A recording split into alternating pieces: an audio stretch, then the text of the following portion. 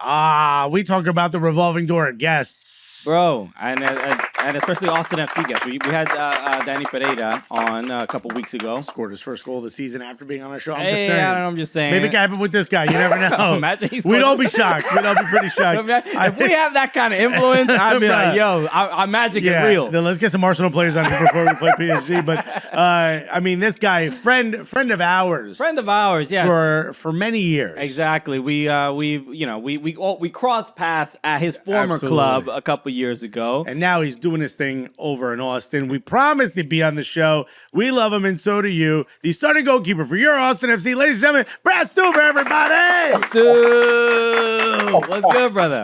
Well, that was quite an intro, fellas. For you, you deserve it. I mean, if I score a goal, I told my wife that I have to retire. So I'm hoping that I don't. Oh no! Wow! I'm hoping not to keep that magic alive. Hilarious, well, buddy. You can come in still. It'll just be, hey, honey, it's only gonna be one stream of income. Yeah. I scored my first goal. I'm done. I can't get back on that pitch. I made a promise. Brad, dude, this is, we were talking before we started recording. This is your first time on the Cooligans podcast. Crazy. And honestly, it is, I'm here to apologize to you because we have been fans of you for such a long time. Obviously, you were the backup goalkeeper. On and off the pitch, fans of yours. Yeah. 100%. You were the backup goalkeeper for New York City FC. And New York City FC is obviously a club that's very important to us because it is the reason why the Cooligans exist, right? We started the show basically in the supporter section, and then when you got to the club, you were a person. Yeah, maybe you weren't the starter, but you were an important figure to also a fan favorite. Exactly, people really love it. People still talk about you out here.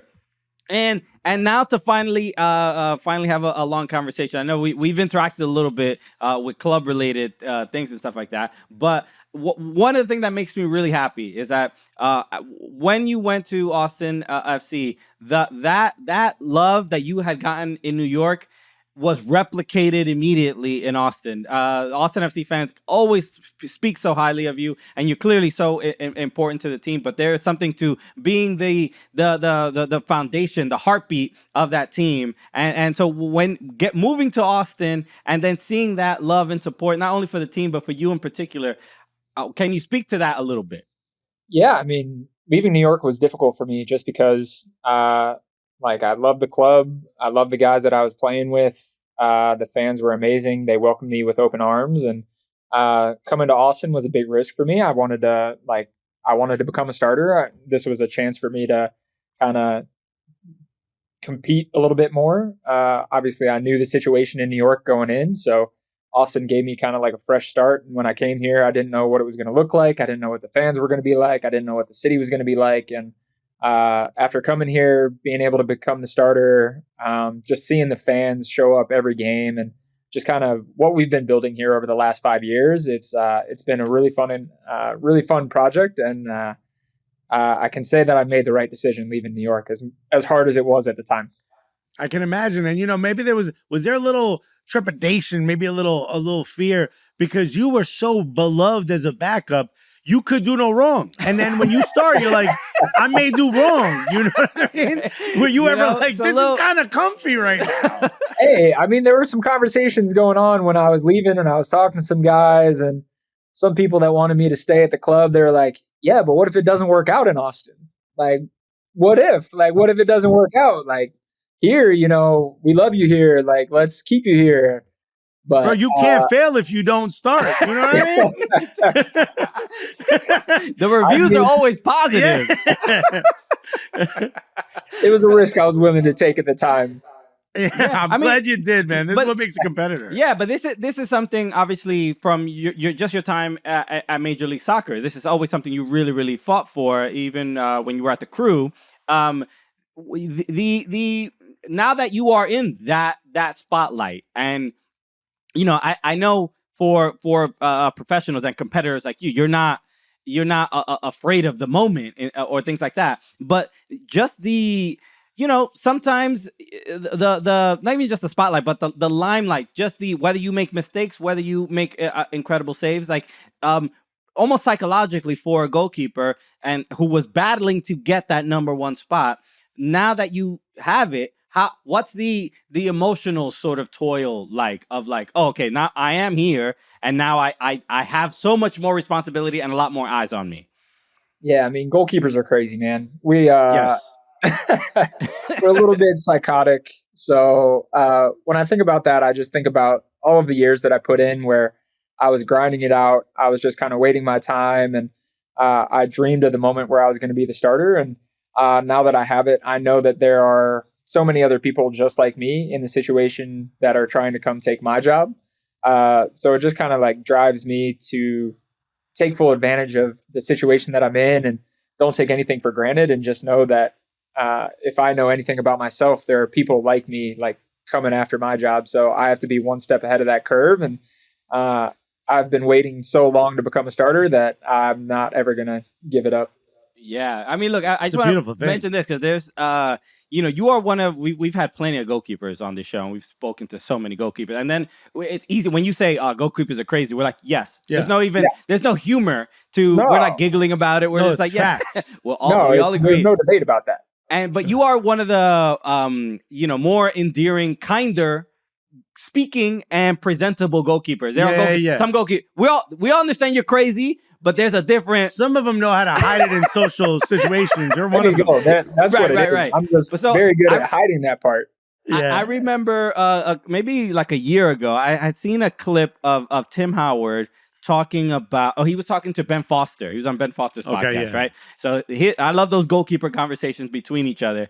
And there's a transparency that goalkeepers have with each other that they don't really show with other people. And Tim Howard was like, goalkeeper union goalkeeper. So when he was saying that whenever he was benched and they had another goalkeeper, that he would hope that the goalkeeper gave up a lot of goals. He was like, yeah, I hope that goalkeeper gets pumped. That's what he said. I'm quoting him. And I'm like, all right, that's like the competitive nature. The name on the back is more than the badge over the heart. Huh? So when you hear something like that, is that like, hey, come on, be a team guy. Or do you kind of get it? Or do you kind of get that?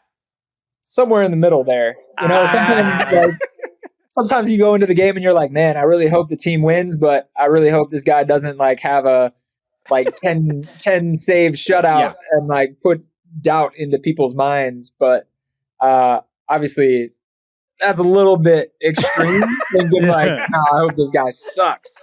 Yeah. Like I've had really good relationships with like all of the goalkeeper groups that I've had, and like even like with the guys in New York, I love seeing Sean still doing his thing. I love seeing that Barraza is getting some minutes over in DC. So like those guys, like I'll always be like their biggest fans, and like even guys that are on my team, like they're gonna push me every day in training. I'm gonna push them every day in training. I want them to succeed. I just don't want them to succeed here. Like, yeah. Hey, no, bro, succeed, just not when it's against me.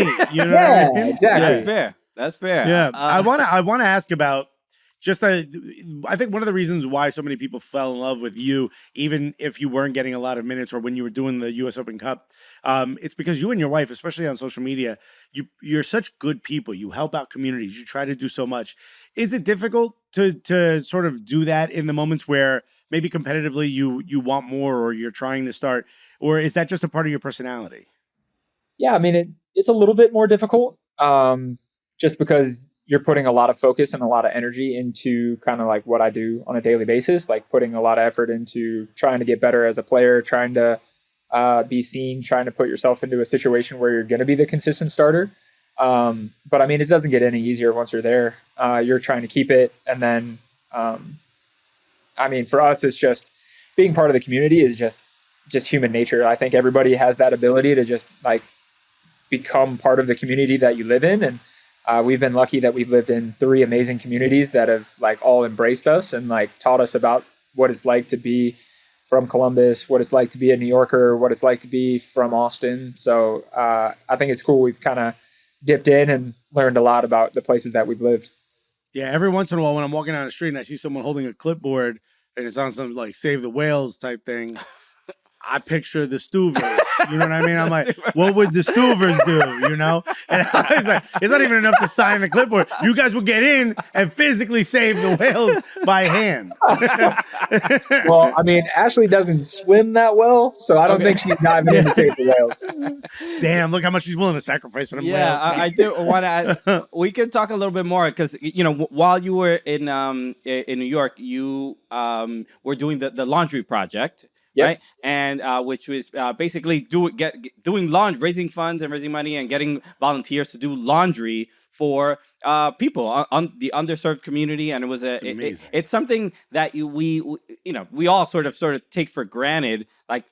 Laundry is an important part of just existing in any I know, I take it for granted. That's why I bought 40 pairs of underwear. I keep forgetting. Well, some people don't have the luxury to be able to do that. Yeah. So you were doing that in New York, and it was something that was just so it inspired me too. Like it is something where I'm like, man, there's obviously you are already a professional footballer, and there's so much going on in your life, but you sort of never shied away from that commitment to the community and just ingratiating yourself, and then also to do something where it's like, you think about feeding the homeless. You think about there's certain things that when it comes to charity, but it's such a practical and important thing that so many people really, really genuinely appreciated. So I love that you brought it to Austin as well. And can you talk about the laundry project and the stuff with your foundation with the Brad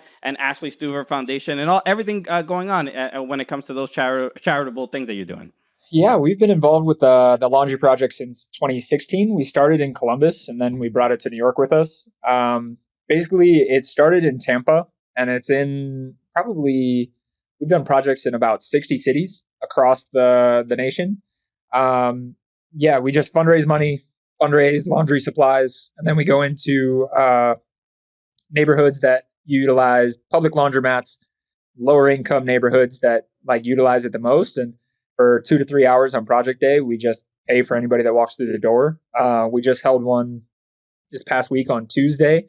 It was National Laundry Day, and we did one location. I think we served about 60 families, did about 700 loads of laundry at one location. But like you said, it's one of those things that you just kind of take for granted. Like, I never really thought about it. I had never been to a public laundromat until I went to college, and thinking about that as just a daily chore that goes unnoticed, and how much just clean clothes mean to everybody. It really resonated with us, and it was something that we wanted to take with us everywhere. And the platform that we have as professional athletes is just so big, and to be able to utilize that and just kind of spotlight things that are going on. Everyone thinks that they need to make these big grand gestures, or they need to donate $1 million to create change in the world. But what we've really seen is just little actions and little projects that happen every day and happen consistently is kind of the best way to go about and actually help people. And the more you do it, the more people get involved, the more people see it, and it just kind of snowballs, and people just find initiatives that they can resonate with, and they just keep doing it on their own. Man, let me know the next community, because I got 40 pair of underwear that I it's a lot. I mean, I'll pay for my own dryer. I'm not disrespectful. I was going to say, we were doing it in New York there for a while. Even after I left, we had some people that were still doing it, but I think it was over in Brooklyn. It wasn't up in the Bronx. Okay. Nice. But I also want to mention, you help out a ton. You've also recently helped exterminate across the northern border in Canada. No extermination. We set it free. It went free into the water. Yeah. Okay. What? You weren't scared to pick up that mouse, man? I didn't even think about it, to be fair. Are you kidding me? Yeah, I don't know. You were just the game has to go on. Because I was if it was big enough, I was just gonna pick it up by the tail and walk it off the field. But it was that big, so I just trapped it in the gloves. But it could be in New York. You had gloves. I mean, I had gloves. It makes a difference. Yeah, that you were the most qualified person. Touching that with your hands, and then I don't know. That mouse was does he spit in these things and then rub it together? It's the mouse got the raw end of the deal there. Yeah. And I was I need a shower after this. I wasn't watching the game live. Obviously, there were a bunch of other games going on. So how much did the mouse run around before somebody finally addressed it and you got it? I have no idea. I had no idea what was going on. All I saw was Brendan Heinzike. We had a corner kick, and all of a sudden I see him talking to the ref, and he starts walking toward the halfway line. So I start walking, and I was like, what are you doing? Like, what? Right. Why is the game stopped? And he was like, oh, there's a mouse on the field. I was like, what? But I guess he saw it. I have no idea. I literally had no idea. And he was like, oh, yeah, it's right there. And that's when I just picked it up. I was like, all right. And I'm surprised it like didn't scurry and run away. That's what we were talking about it on the show. He knows how good Brad is with animals. I feel safe in his hands. I feel warmer in his arms. I always get called the animal whisperer. So I don't know. I guess it transcends to mouse and mices and whatever. Yeah, the rodent whisperer. That's my favorite part of that clip is if you ever rewatch it, the ref who's behind you, he's not getting close to that mouse, bro. He's like, no, go ahead, bro. You got this, bro. And then as soon as you pick it up, he's like, and we're back. Yeah, I was going to say, I remember after I like came back on, even the ref was clapping. I was like, why are we clapping? I just picked up a mouse. Right. Because I mean, the first thing it reminded me of was last year during the Philadelphia Union NYCFC with the Raquinho that was running around, and I thought we were gonna have another one of those on our hands, but no, because that one was like comical where they were trying to put the garbage can over it and it's running around, but this mouse was just like, no, this is where I need to be in this man's hands. Yeah. It seemed like the mouse was coming to meet you, actually. The pitch invader, I guess. Right. Yeah. Damn, and he was naked too. Right. That's crazy. We need Messi security guard. We need to get you a version of Messi security guard to protect you from the animals. No, man. I mean, look, that was a humorous moment in the game. Obviously, the game was very difficult, right? But yeah, this is something where in games like that, where the team gives up a fair amount of goals, but you were remarkable. I mean, like, again, the result could have been disastrous and really, really bad, but you arguably have one of not the best game in the world, but it's just like, man, there's only so much you can do by yourself. I'm curious about when you give up. Obviously the team gives up. It's not just on one player, but when you do give up a fair amount of goals, what's the mentality like, at least for a goalkeeper, of like, yeah, you obviously don't want to give up another one, but then you really have to do a lot of work. Is it a balance of I'm gonna do everything I can to stop this from happening, or is it also like, yo, help me out, I need some help, my teammate. Like, don't put me in this situation. You see what you're making me look like right now? How do you balance both of those? I told you, we're crazy. I mean, I had a hand in helping them with their second goal. Right. But it's one of those where, like, as a goalkeeper, you don't let mistakes get to you. Like, you can't, because everything happens so quick and things are coming so rapid that the next action is going to make a difference, whether it's going to be 5 goals, whether it's going to be 10 goals, whether it's going to be 1 goal. So, like, for me, it was just about, you know what, I messed up. I gave up a goal. I'm going to do everything in my power to make sure that they don't score anymore. And then they kept scoring, and, you know, that just mantra keeps going. It's like, yeah, no more. Do everything you can, no more. Right. And then they keep scoring more. But yeah, I mean, it was a tough lesson to learn for us early on in the season. But for a lot of us, it's like, we need to have that mentality of, like, no matter what happens on the field, you just got to keep going and you got to perform at your best, regardless of the result. What is that like in those moments, right? Like, we talk a lot on the show about momentum, right? Especially like for the players that are like the outfield players. As momentum builds, it feels like the players get a little bit faster than you, and, you know, they're picking the right spots versus you. What is that like for a goalkeeper? Good moments and bad, right? Whenever momentum's either headed your way or headed against your squad, what does that feel like for you? Because you are the last line of defense. You're literally the one standing in front of goal. You know, that must be really difficult in those moments. Yeah, you're just trying to analyze everything in front of you. You're hoping that it doesn't get to you at the end of the day. You're hoping that everybody else does their job well enough that it doesn't get to you. But I don't know, man. Like, you just kind of, it's so instinctive and it's just so reactionary at this point that you're just like seeing the ball, you're seeing the players, and you're just like going off of pure instinct, and you're just doing everything you can, throwing your body all over the place for no given reason. Waking up with bruises all over the place. But yeah, like I said, we're all crazy, love what we do, but we tell the guys all the time that they can't do what we do. That's true. I had asked this to Danny Pereira when he was here, but I want to talk a little bit about the Austin FC supporters, and definitely from your perspective, because I went to the inaugural game at Q2, and that was a really, really dope experience. And then you got a clean sheet. There were no goals in that game, but that was something where even in that first game, I'm like, yo, this is dope. And obviously we all know what support looked crazy. The NYCFC supporter section is like, and not having your own stadium, and so it feels a little bit, it's its own thing, but it's obviously very different when it's like new stadium. The supporters, that it felt like Austin FC had existed for 20 years prior. And I y'all get together and practice? Like, how y'all do all this? So I was talking to Danny about one of my favorite chants is the Selena chant, is what I call it, like the El Chico del Apartamento 512, and I loved how that the Austin FC supporters were so represented when it came to just the Hispanic community, lots of different Hispanic cultures, and I really love that part. And what I want to ask you about is, especially you are on the board now of the Equality Texas Foundation, right? Yep. And then and shout out to the Austin FC supporter, because there's a lot of LGBTQIA support in the supporter section as well, and just those things of just seeing that. We all have kind of perceptions of what Texas is like. I know Austin is different than Texas as a whole.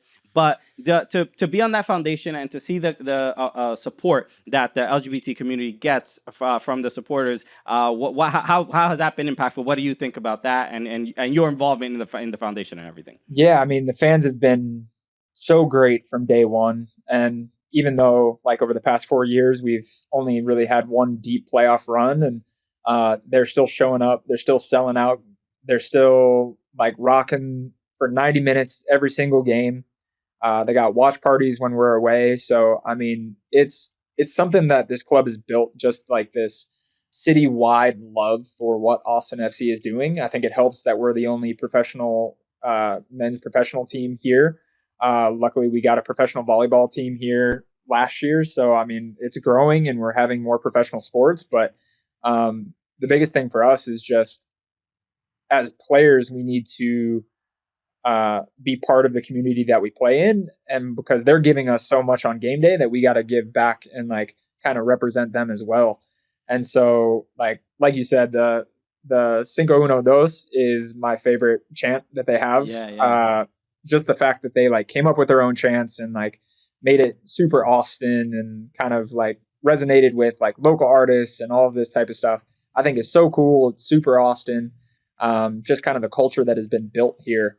And that's why, for me, joining the board of Equality Texas, it was just the next step in my journey of like advocacy and just kind of standing up for the LGBTQIA plus community here in Texas. Like you said, Texas is a wild place, but Austin is, we'll call it a little blueberry in the tomato soup, I guess. Yeah, what a beautiful way to put it. It's a little different than coming from New York, where it's a little bit more blue. Yeah, the bundle of blueberries. Yeah, like the entire container. A little tomato sauce in Staten Island, but for the most part, a little marinara down there. But the rest of it. No, but it's been good, and just I think it resonates with our fans just because, like you said, we have such a diverse group of fans that come out and support us. And I mean, it's just one thing that is so cool to me, just to see like different nationalities, different sexual orientations, gender orientations, like all of these different things. Like we say, y'all means all. Like soccer is for everybody. So anybody that shows up is going to be rooting for Austin FC. So, and that means everybody and anybody. So it's very cool to be part of this. Doesn't matter what color you are, as long as you're green. Black and green. I love it. I love it. No, I mean, even the tifos, the Austin FC support have had some really incredible tifos, especially in support of the LGBT community. So shout out to them. You had I something? want to say before we go, because I know we got to let you go. You mentioned goalkeepers are crazy. What's your superstition? Like, what do you do before a game? Do you have to do the same thing? Do you have to eat the same meal? It changes every year, but yes. Like I've switched it up every year. But a couple of the superstitions that I always do, super weird, is like my socks have like the R and the L on them to tell you what foot they're supposed to go on. I have to switch them, like for whatever reason. Don't know where it started. Don't know. You're a rebel. I don't know why, but it's like one of those things where it just feels weird now if I don't do it.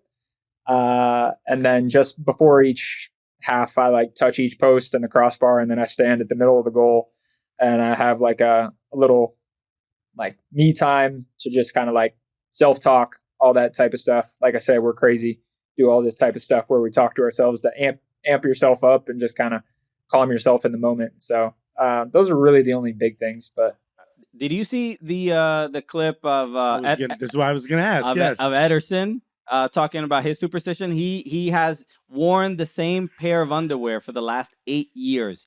He does not same pair of underwear. So in other words, if he were me, there'd be 39 that just don't get used. I'm hoping he washes them. I believe he does. But even still, even if you wash them all, and even if you wash it every single time, they have to be like tattered, right? I mean, look, I understand some superstitions, but this one seems a little wild, even for a goalkeeper. Yeah, that one's out there. I mean, that one's probably the crazier one that I've heard. I mean, I've heard that, like, I read Tim Howard's books, and he talks about kind of his superstitions and like his idiosyncrasies, that he needed like the proper pair of socks, and that if his socks weren't right, he would like throw them at the kit man and like have to get like the proper pair of socks. I don't know. I don't have anything like that. I just have the right and the left. Look at that. You're like, I need me time. And this guy's like, if my underwear doesn't have fleas on it, Tim Howard, I can't use it. Tim Howard is Bridezilla with the kit man. That's crazy. Oh my goodness. Well, Brad Stuver, bro, seriously, it's been long overdue. Thank you so much for hanging out with us. You are, you're welcome any single time you ever want to come back here. But no, we appreciate you for definitely what you do on the pitch, but off the pitch is just remarkable, and it's nothing short of inspiring to us, and thinking of ways that we can help and contribute. And I know a lot of people are inspired by that as well. So thank you so much for joining us, and just keep doing what you're doing, man. You got still a lot of love out here in New York. Yes, and give the best to Ashley as well. Will do. I appreciate it. Yeah. Like I said, love seeing that y'all have killed it over the years. So love watching y'all's journey as well. So thank you.